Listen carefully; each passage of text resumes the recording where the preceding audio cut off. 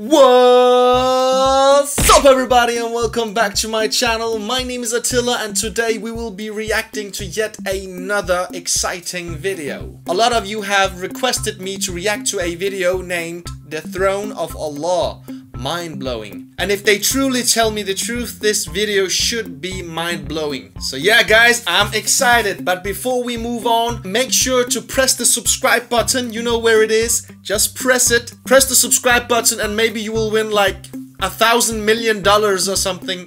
I'm just kidding guys. If you press the subscribe button, you will be doing me a great favor and you will become part of the Atilla family. You know how it is. And make sure to also click the bell icon so you can get notifications every time I upload a new video. So yeah guys, let's do this!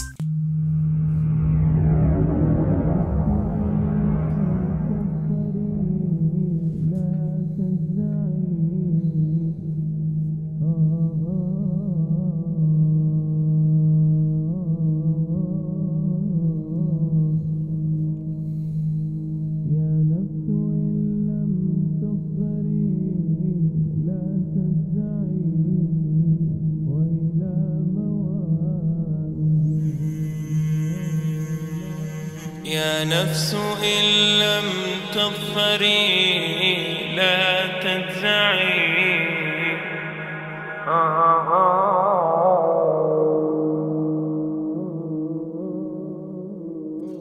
All the praise is for Allah, who is the author of all existence and the most generous to his creation, while he is also the all-compelling. He is the only one worthy of our worship, having no partners, no associates, no sons, no daughters, no one whom he must consult, and no one or anything which has any comparison with him. All the praise is for Allah, who is the King of all who claim sovereignty, the only one who has the right to legislate for his creatures.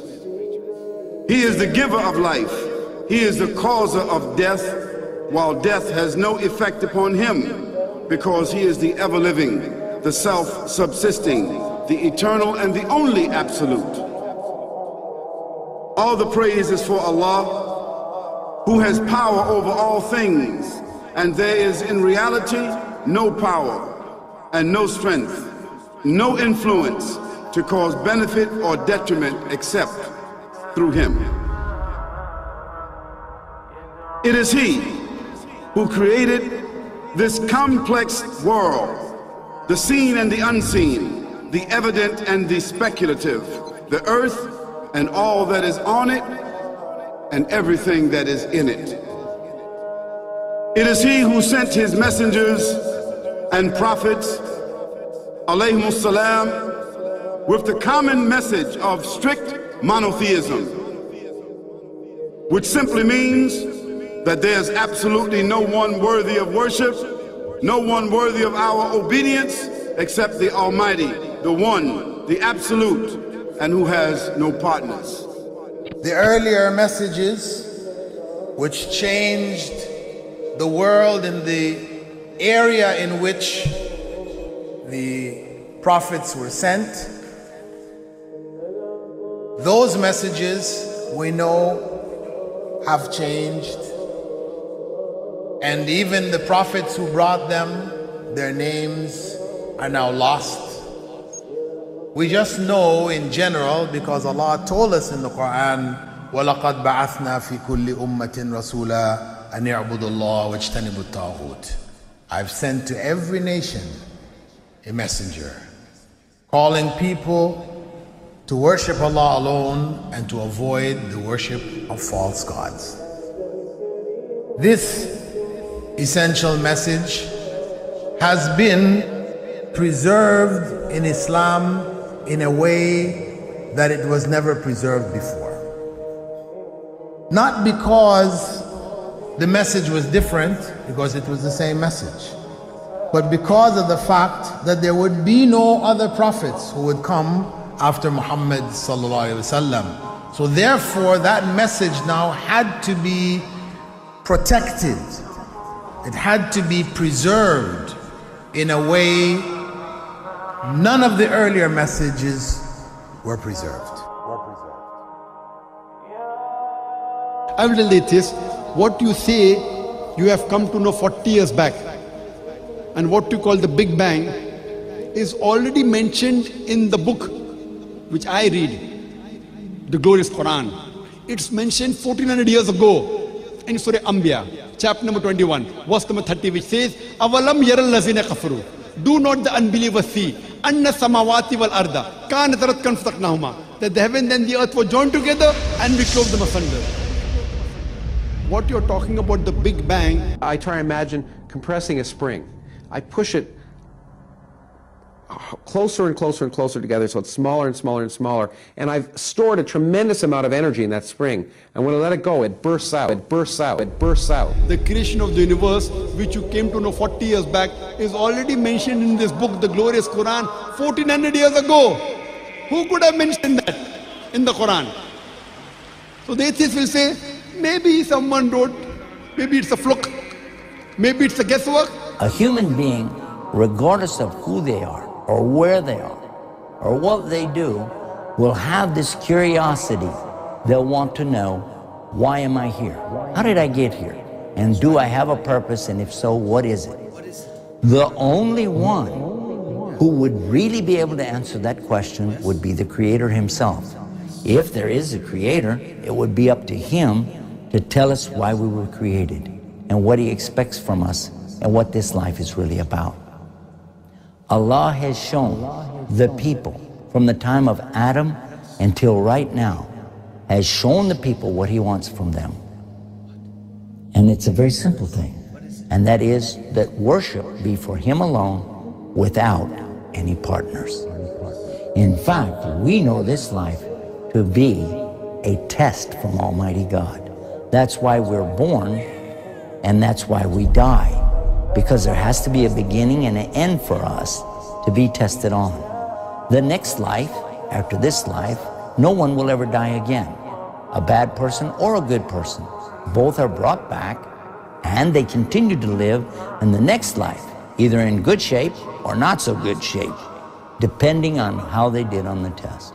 The worship of the God of Abraham, that was what was taught by these prophets. The Lord of the Arsh and Kursi. We're talking about the Lord of the worlds. Alhamdulillah Rabbil Alameen. We're talking about the Lord of the entire universe and beyond. The entire universe and beyond. You know, we live in this dunya and we are fascinated with this dunya which Allah subhanahu wa ta'ala indeed has created in a beautiful manner. We're fascinated. There are over billions of people which live on this dunya at this moment in time. Over 6 billion people that live on the dunya at this moment in time. This dunya of Allah subhanahu wa ta'ala is so big that there is space in this dunya for billions and billions and billions or more people. But what is this dunya in comparison to what Allah subhanahu wa ta'ala has created out there? This dunya is insignificant. This dunya is meaningless to Allah. It means nothing. It is worthless. So worthless, compare it with the sun. The sun is one star. You know more science than me. You'll be able to tell me better. Take this planet Earth and you place it inside the sun, and you will be able to place 1.3 million Earths in the sun. 1.3 million Earths in the sun. Allahu Akbar. Allah is the greatest. The sun is one star. One star. There are stars out there which are millions of times bigger than the sun. You tell me this, that you need millions and millions of stars to make one galaxy. And then you tell me this, that there are zillions of galaxies out there. Let me tell you on top of this, my friend, after this, whatever you see above, when you raise your head and you look above, whatever you see above, the zillions and zillions and zillions of galaxies, let me tell you, everything there is within the first heaven. Everything everything there is within the first heaven, and Allah is the creator of 7 heavens. 7 heavens. And the distance between the first heaven and the second heaven is 500 years. You know, the distance that can be covered in 500 years, at what speed? Only Allah knows. Only Allah knows. But it will take 500 years to get from the first heaven to the second heaven. 500 years from the second to the third, third to the fourth, fourth to the fifth, fifth to the sixth, sixth to the seventh. Every time it will take 500 years. After the 7 heavens,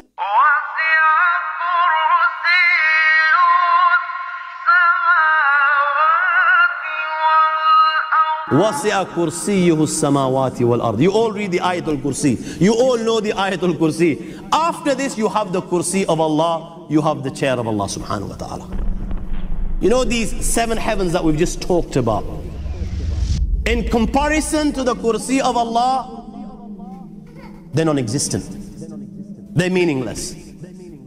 Rasulullah sallallahu alaihi wasallam has given an example in a hadith just to give us a little bit of understanding with regards to the 7 heavens in comparison to the Kursi of Allah.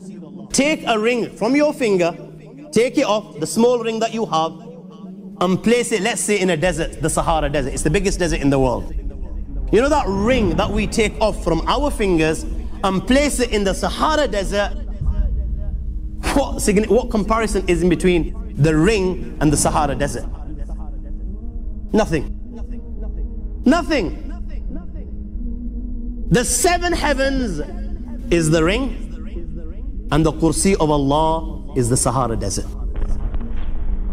After the Kursi of Allah, you have the Arsh of Allah. وَكَانَ أَرْشُهُ عَلَى الْمَاءِ. You have the Arsh of Allah. Again, Rasulullah has explained, so just so that we can understand. Take the ring, place it in the desert. This time, the ring is the Kursi and the Arsh is the desert. What is the Kursi in comparison to the Arsh of Allah? Nothing. Then you have angels which carry the Arsh of Allah. Their heads are in the 7th heaven and their feet are in the lowest earth. My friends, then you have the Lord of the Arsh and Kursi. لا تدركه الأبصار ويدرك الأبصار وهو اللطيف الخبير. He is beyond the size of Allah, who Allah is, what Allah is. The greatness of Allah is beyond the comprehension of my little mind. This is the being that you and I are messing with.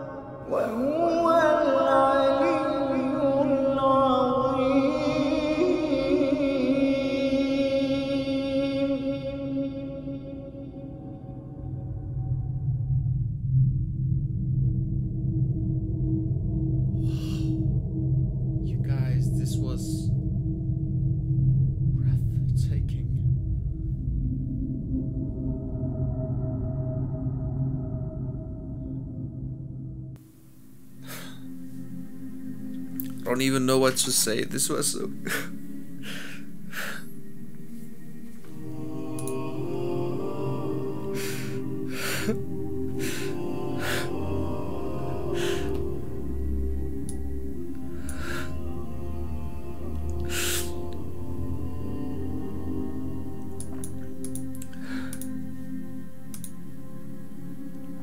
That was so beautiful. You guys, when people say Islam is a beautiful religion and that the Quran has a beautiful message and that the Prophet Muhammad, peace and blessings be upon him, came with a beautiful and peaceful message, when people say that and you watch and hear these things, you know it in your heart. You know it in your heart that that is true. They spoke the truth, and I'm starting to, I don't even know how to describe what I'm feeling. I hope you guys have patience with me and that you are with me on this journey. And I'm so grateful that so kind people follow and subscribe to this channel and are with me every time I upload and make a reaction video or make any kinds of videos. I see you in the comment section commenting so sweet words, and you are all being so kind to me, and I am grateful for that. So thank you so much. I love each and every one of you. Thank you so much. And thank you for sending me this beautiful video.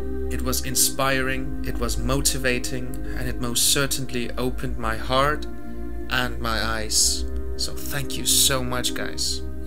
With that said, I don't want to take any more of your time.